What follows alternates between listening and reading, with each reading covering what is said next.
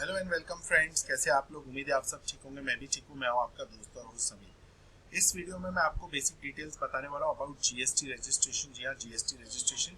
दोस्तों, हम जो जीएसटी रजिस्ट्रेशन के बारे में बात कर रहे हैं वो जीएसटी रजिस्ट्रेशन में फिलहाल महाराष्ट्र की बात कर रहा हूँ, पर इन जनरल आप जहाँ कहीं भी हो ऑल ओवर इंडिया तो आपको ये प्रोविजंस जीएसटी रजिस्ट्रेशन में फॉलो करने होते हैं। अब जीएसटी रजिस्ट्रेशन जो है उसके लिए कौन सी वेबसाइट पे जाना है वो आपको ऑनलाइन दिखेगा, लेकिन पेपर्स उसमें बहुत सारे लोग क्या करते ये देख लेते यूट्यूब पे ये पर्सन सिखा रहा है, ये वेबसाइट पे जाओ, वो वेबसाइट पे जाओ और जीएसटी अप्लाई कर दो।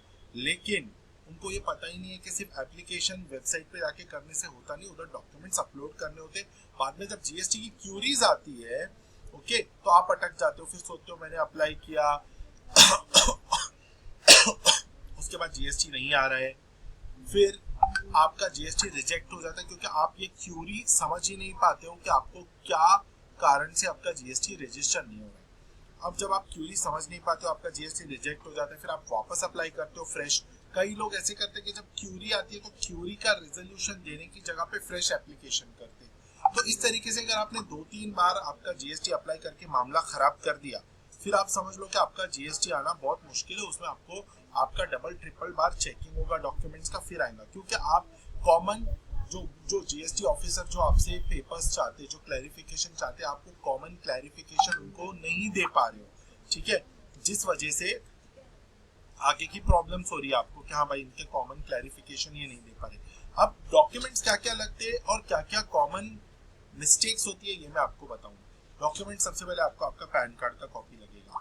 सेकेंड चीज ऐसी है कि अगर आपके पास जीएसटी रजिस्ट्रेशन के अलावा कोई और रजिस्ट्रेशन आपने पहले से निकाल के रखा है, जैसे एमएसएमई है, जिसको उद्योग आधार भी बोलते हैं, या इंपोर्ट एक्सपोर्ट लाइसेंस है, या ट्रेड लाइसेंस है, तो वो है तो वो भी अपलोड किया जाएगा जीएसटी के अंदर आपकी कंपनी के नाम के लिए। अब जब जीएसटी अप्लाई होता है तो आपका नाम अलग है और ट्रेड नेम अलग है, ठीक है, तो जो ट्रेड नेम है वो लिखा जाना चाहिए फॉर्म के अंदर। इसके बाद जीएसटी में 2 एड्रेस होते हैं, एक आपका एड्रेस होता है और एक बिजनेस का एड्रेस होता है। वो एड्रेस के अंदर लैटिट्यूड लॉन्गिट्यूड सब लिखना पड़ता है, ठीक है, ये सारी चीजें लिखनी पड़ती है। इसके अलावा जो है ना आपको जिस एड्रेस पे आप बिजनेस कर रहे हो वो रेजिडेंशियल एड्रेस नहीं होना चाहिए।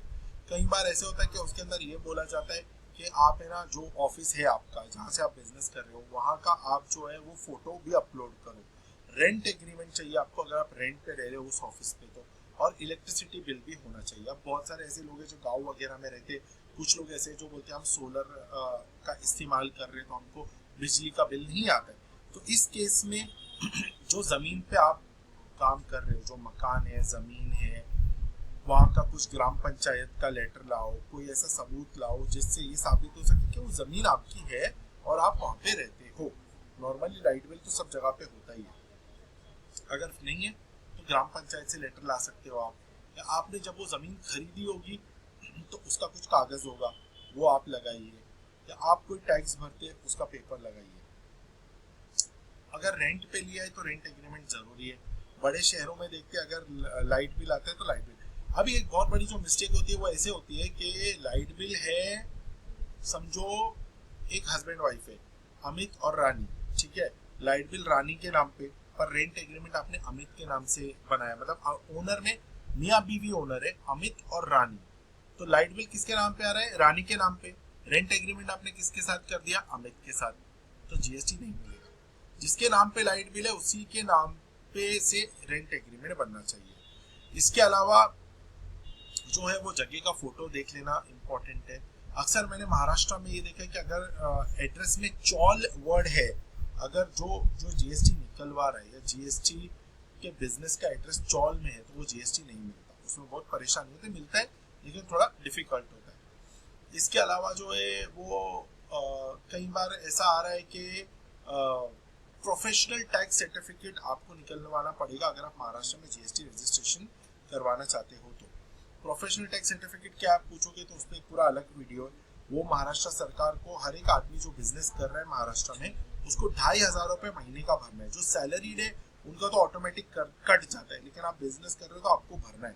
कट जाता है मतलब सैलरी से कट है, तो आप बिजनेस कर रहे हो तो आपको भरना है।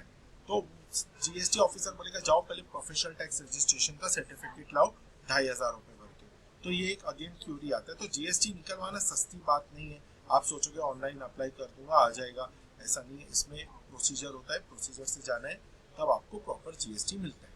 उम्मीद है वीडियो आपको अच्छा लगा होगा। और एक और बात, अगर आप इंपोर्ट एक्सपोर्ट का बिजनेस कर रहे हो तो आपको इंपोर्ट एक्सपोर्ट लाइसेंस होना चाहिए। अगर आप फार्मास्यूटिकल का बिजनेस सिलेक्ट करते हो तो उसमें फार्मा लाइसेंसेस होने चाहिए। कहीं हो सकता है कि आपको जीएसटी ऑफिसर ये क्यूरी निकाले कि आप ये लाइसेंस भी निकलवाओ। ठीक है, मुझे वीडियो अच्छा लगा होगा। Thanks for watching. अगर आप अपना जीएसटी रजिस्ट्रेशन निकलवाना चाहते हो तो नीचे दिए नंबर पे आप हमें कांटेक्ट कर सकते हो। Bye bye.